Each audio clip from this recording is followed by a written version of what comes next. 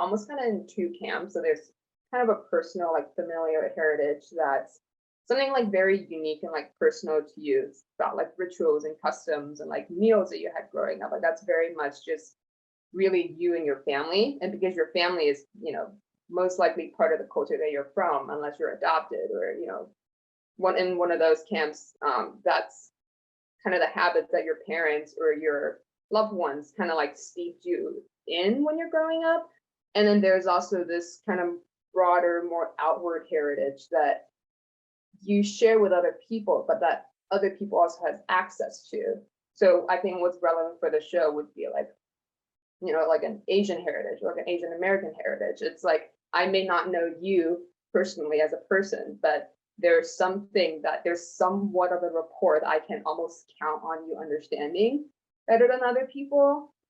There's kind of a history or a position that you can place yourself into, like even though you may have never had much of a connection with, you know, like I'm Chinese, I was born in China. Like, does that affect me on a day-to-day? Like am I like, oh, I'm consciously being Chinese now? Not really, but I can refer to it, be like, okay, like this is, you know, the 5,000 or whatever 1,000 years of history that I came from. Like that's a reference point that you can pull from, but it's also different from, you know, like spending Chinese New Year with my family or like going through the kind of like Buddhist rituals that we might do. Like I feel like to me, that's two separate kinds of heritage that, you know, like they feed into each other as well, because at some point your personal heritage, when enough people's personal heritage collide, that's when it that's when it kind of forms into this new, I don't know if that makes sense. Like when like enough people, like enough families are kind of doing the same things, that then that becomes a colloquial that everyone kind of shares together. I was born in China and I didn't, like my family didn't immigrate out until I was 8. So I think when you're 8, you know, you're pretty much at an age where you're very developed as a person, like you're very aware, like you have pretty strong memories of, you know, where you were living and like what kind of people you were around, like what kind of place you're at. Like 8, you're almost a fully formed person, basically. So my family moved out from the Guangdong province in China to New Zealand for 3 years. Sorry, I'm umming. But yeah, we moved out from China to New Zealand, and it was obviously a shock to kind of go from a very like homogenous country into one that's very Western, but not just Western. It was really interesting because there was also a lot of Pacific Islander, like local, like indigenous Maori culture that I was exposed to there, because the school that I was in was mostly Pacific Islanders. So it was almost a simultaneous kind of absorption of like, you know, like white culture, but also like we were learning like the native dances in school, and they were starting to teach Maori in school. So at that point, I almost felt like that kind of belonged to me in a way too. There was a heritage I was born into in the country that I was originally from, but then there like also a heritage of all these stepping stones in between would be this Samoan dish called sapasui, sapasui, which is Samoan chop suey. So it's actually a very like it's a staple dish in the Pacific Islands. That's like a soy sauce based vermicelli that was brought over by Chinese immigrants that first like came to the South Pacific hundreds of years ago, I'm assuming. And it was really interesting because it's very similar to something that my family cooks like for holidays, like for Chinese New Year. So it was like this unexpected kind of meeting between me and this new group of people that I was now living amongst, and that somehow I felt that I had kind of adopted that food and then also the culture that comes with it kind of into who I am as a person. And then so that was kind of the childhood that I kind of grew up with. And then we spent 3 years in New Zealand before moving to San Francisco in the 6th grade. I started 6th grade like in San Francisco, and have been in the States ever since.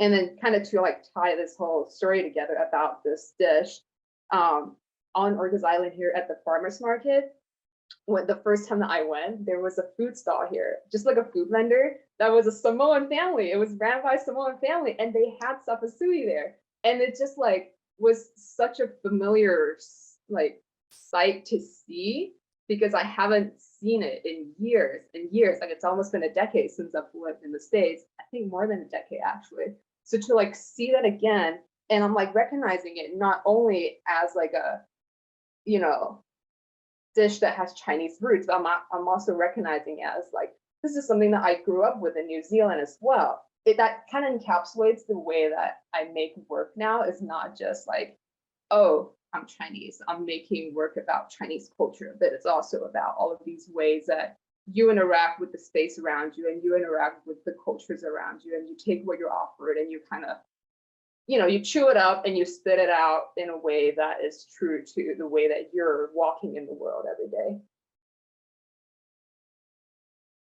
Talking about like my older work, kind of what you see on my website, stuff I did when I was in college, I think that was a lot more obvious. Very outwardly, like this is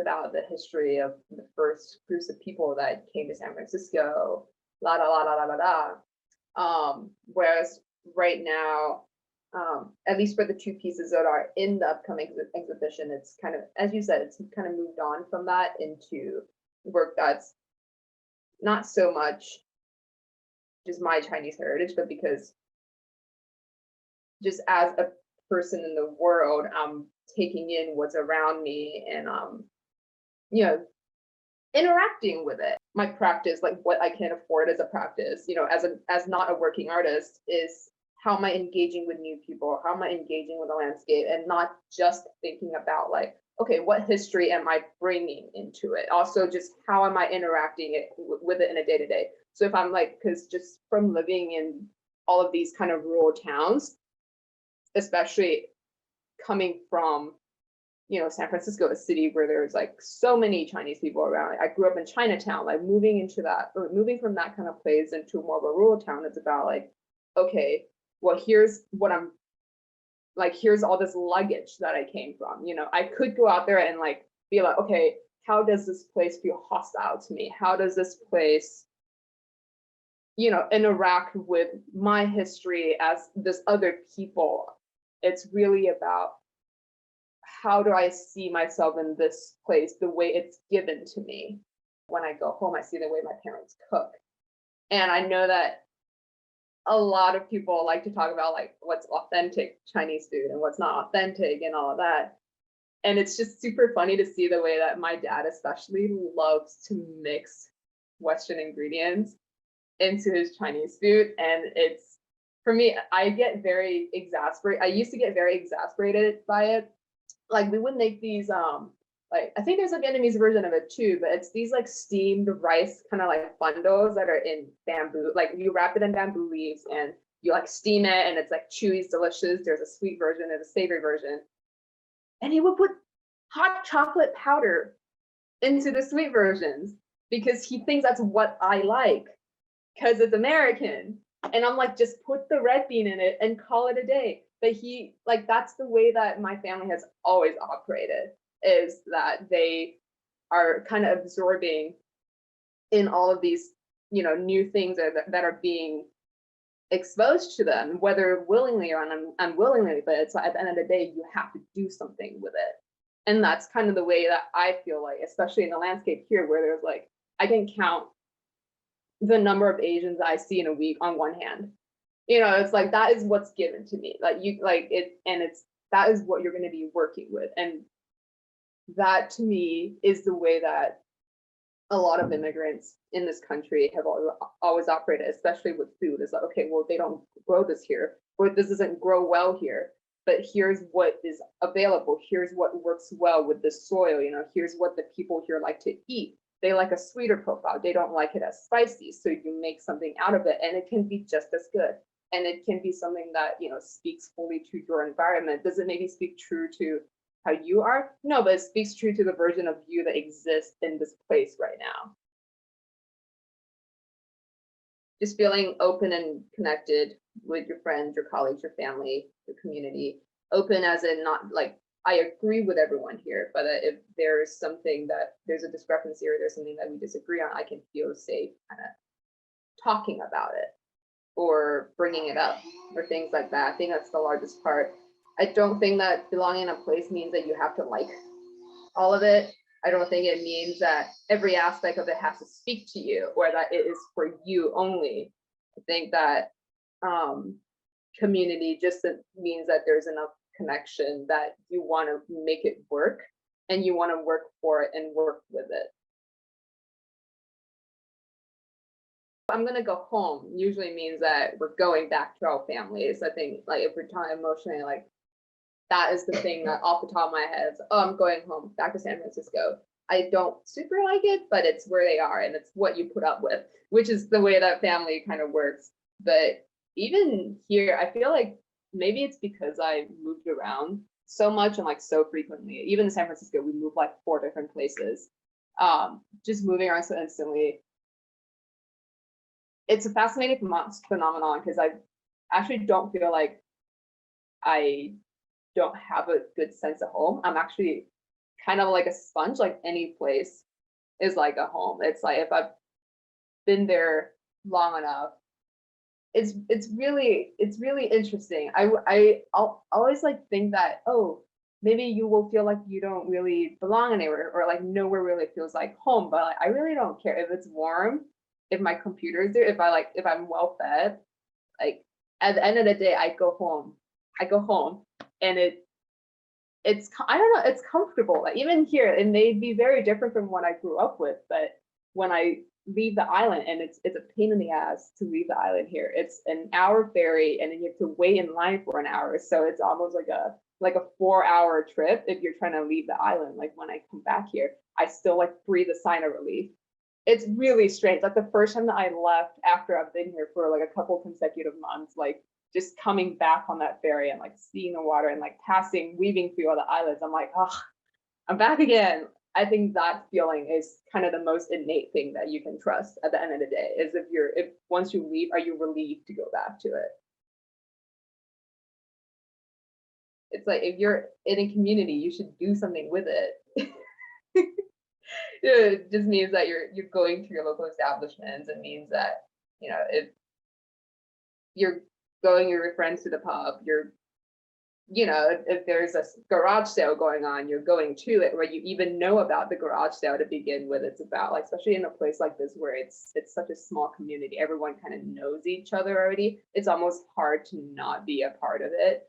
But if we're talking about in a sense that like, oh, I belong here, like we talked about earlier,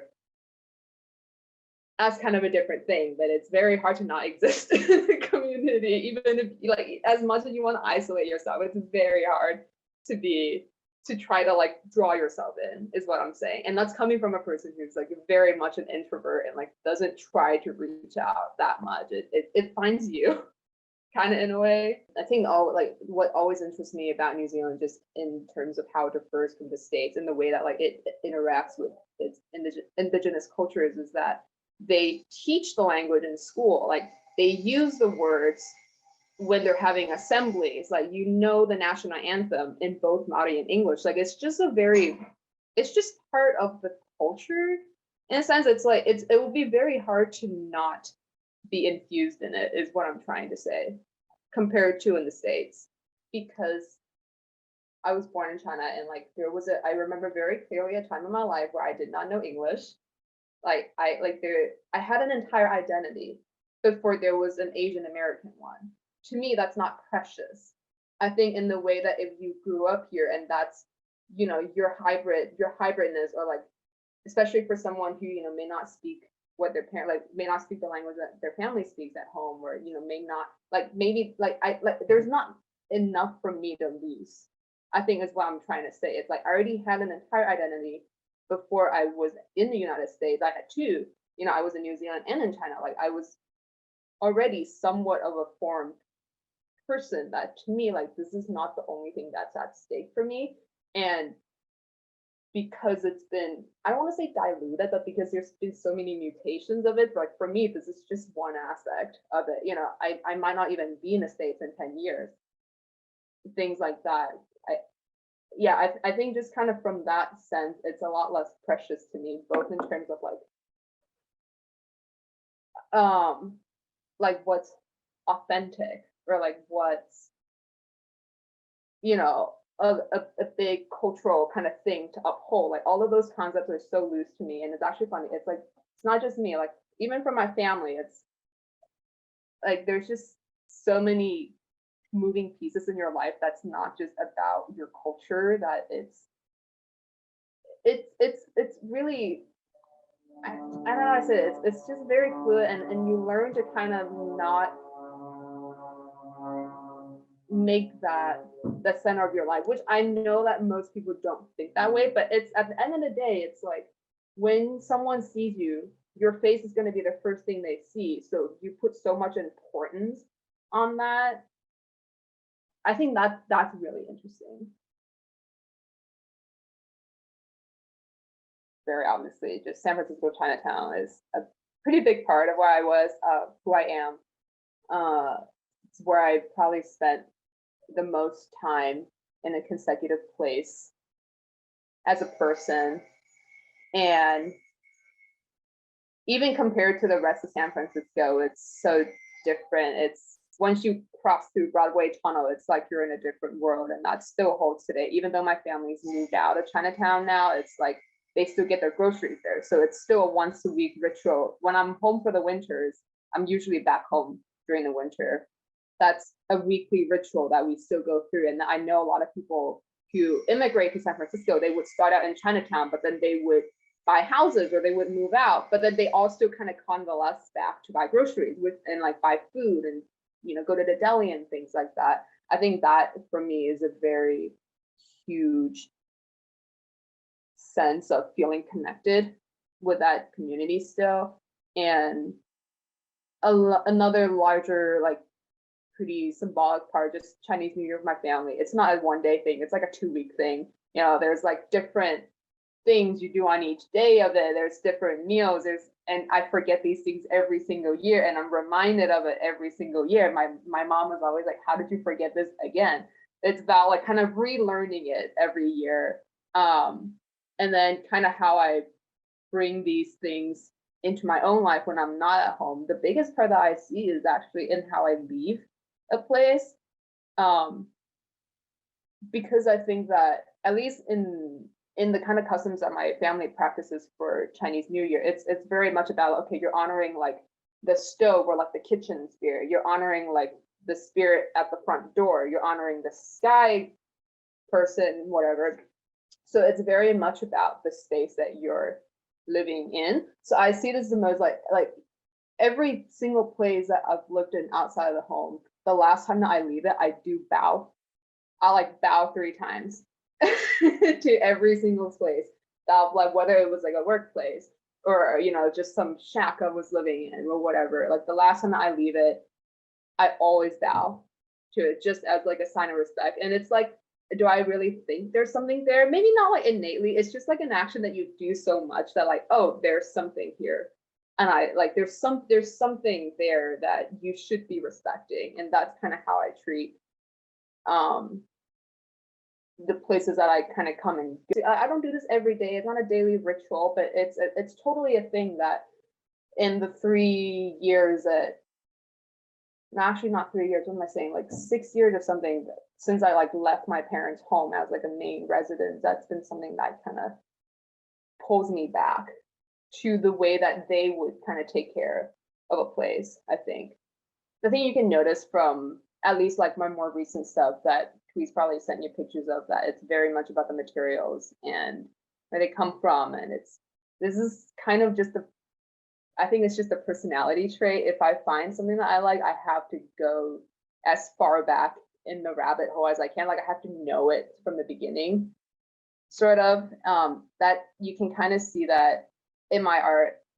Like I didn't even start doing fiber arts really until a couple years ago. Like in college, I did mostly metal work for 2 years before I very abruptly made the transition to textiles, mostly because space was an issue. Like before I was making these huge, heavy sculptures, and my dad was also always complaining about like bringing my stuff back from like school to home. And I was thinking, well, you know, fabric folds, and you can make something that is collapsible and it would, you know, expand out, and it's like utilitarian. There's like so many things you can do with it. So that was how I made that shift in the beginning, and then that gradually just spiraled into like, okay, can I make my own yarn now? Okay, what if I knew where the yarn was coming from? What if I just processed the fiber myself? So that was kind of how that the process for both of these pieces kind of came from. And then that was also a great opportunity to kind of investigate the landscape a little bit, because if you want to be making things from the ground up, you need to know where to find these things in your environment.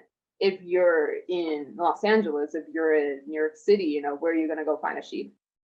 Who's going to have an alpaca in their backyard? Kind of stuff like that. So I think just like the path that I chose, I guess I'm not really choose consciously, but it's just like where like this kind of like more rural landscape that I ended up adopting after leaving like the more institutional kind of art space naturally would align you, or like would kind of like nudge you into that sort of area. If you look at some of my pretty like really early work on my website, there's like these metal castings of like vegetables, that like Asian, that like Chinese vegetables and things like that. Like food was always a pretty big part of kind of like what I was interested in school, and like what I was researching, and like the classes I was taking was kind of in that direction. So of course, when I graduated, I worked on a farm for 2 years just so I could see how they're growing the food. And then after I'm done, you know, picking Brussels sprouts for 2 years, I was like, okay, what if I learn to cook the food? So now I'm working back of house at a restaurant and at a hotel cooking. So it's the same kind of like, I see the same gears kind of turning just for the way that I'm approaching my art, and the way that I kind of approach life is that I'm somehow like reverse engineering it every step of the way. I've noticed an urge to, when I'm back home, like San Francisco, or even when I'm like passing by bigger cities like Seattle, Portland, just like making my car drive back home from the north, I do notice this urge to look as visibly not Chinese as possible, which is impossible because you're stuck with the space. You can't get rid of the space. But it's just kind of paradoxical to me how when I'm in these big cities where there is enough of a sizable Asian population for, you know, these events to even be recorded or be talked about, is the place where I feel like I have to be the least visible. Like I'm like among people in the street that look like me, and then I feel like I have to kind of negate that in a way. It's I think that has been kind of something that I've noticed the most. All of like these places that I'm living in now are kind of more remote. Like there's not really much violent crime to speak of. Like you might be more of like a novelty, or you might be like, people might like look at you twice or things like that, but it's very much a different, like you don't get that urge. I didn't get that urgent sense of like, okay, like I need to look behind my back or something like that, which is also again paradoxical. Like going home, like I mentioned earlier, like going home, like, oh, like Chinatown in San Francisco is like where I feel is a place I can rarely say I still feel connected with and feel like I'm a part of, even after not, you know, actually living there for so long. I am kind of like looking behind my back a little bit, even among like a sea of Chinese people. It's really strange. Using art to, you know, as a stand against racialized violence or any kind of violence or bigotry or whatever, it's a suggestion to me. It's a soft power. It doesn't, there's a very high probability it's not going to go beyond being a soft power, because even when it's like a big mural that you see like on subway stations, or it's like a protest poster, you know, even when it's things like that that's like very loud and out and proud, people can look away, people can just close their eyes. Like to me, that's what I think that's also a part of why I moved away from making very loudly Asian art or Asian like work, even if we're just talking about like visually. It's and like I guess this is like highly debatable depending on what kind of work that you do, or what your relationship to art, or what you think its powers are. But to me, it's like at the end of the day, you can always choose to look away, and it can make an impact, but it will always be a supplement. Like to me, you just go vote in your local election, work at the food bank, work at a soup kitchen, work at a community farm. Like that has, to me, it has so much more impact than anything I could ever make, even if I spent 2 years on it, even if this person spent a lifetime on it. It's their magnum opus. Like at the end of the day, it's so easy to just not go to a museum, to not go to a gallery show and see the show about, anti-Asian violence. Like it's so easy to look away that it's, I don't know, is that cynical? I feel like that's cynical, but I like don't really believe you can do much about it. Like it's really a self-consolation. It's a cry for help in a good way. I say that as a good thing, because it's like I especially on Instagram and on social media right now, like in the past couple of years, I see all this artwork, this beautiful, like heartfelt artwork that's being drawn of like Asian elders, like all these things of like our heritage, like all these things. And it's like, for the most part, we're just kind of cheering each other on, is the feeling that I get from it. And I think that's a really good purpose, and that's what it is. But I just don't know how far it goes beyond that in any sort of meaningful turn. It's a suggestion. I'm gonna go back to that. For me, and I'm having fun, and like the few friends that I keep updated have fun kind of learning about it. I don't really have much of a legacy of it if we're talking in terms of like what do I hope that people learn from this. It's I just hope it makes you feel something, the way that my favorite artists have kind of made me feel that way, even without me telling you all of this backstory. Like I hope just kind of seeing it and hearing like a sentence or two about it is enough for you to think of, something that's relevant to your life, or it makes you, think about the way that you interact with your landscape, even if it's just like a community park or something like that. Or like maybe you think about your mom a little bit differently, or you think about, the clothes that you're wearing a little differently. Just things like that. There are things that I still really hold on to, but that just aren't in an American context. Like I'm finding that every year now, I'm listening to more and more music that my parents listened to when I was little. Like J Cho, like pop artists that I used to be like, whatever, this is so lame, mom. Like, why are you listening to this? And now this is like all I blast at work, or like all of these like Cantonese pop classics, like Leslie Chung, like all of these like things that I used to reject so strongly at some point. Like I'm trying to, there's so many of these. Like when I was little in China, I would wake up to my dad blasting like the Heart Sutra from the living room, like just this like eternal chanting, like this like honestly really beautiful music. But when you're a kid, you don't know anything, so you think it's dumb, and you think it's like, it's whatever. But like it's just like these things, and it's like, and that's still your heritage. Like for me, I think that it's about like it's this. I've also just really been into like language and linguistics as as just a subject. I think that's something that I really want to dive into a little bit more in the future. Why do we do what we do on New Year's or on all of these other holidays? Like I want to learn more about all the folklore that I grew up with, more about even like how my parents gave me my name. Like there's just like so many like things, and there were still, but it's less to do with like, oh, I'm learning about this because it's like, it's this great grand thing that I'm a part of. Is more is like, oh yeah, like this has always been a part of my life, and it's like kind of almost like rediscovering or like learning to see it. It's like hating oysters when you're little, and then now I'm like going out to buy $3 oysters by myself on purpose.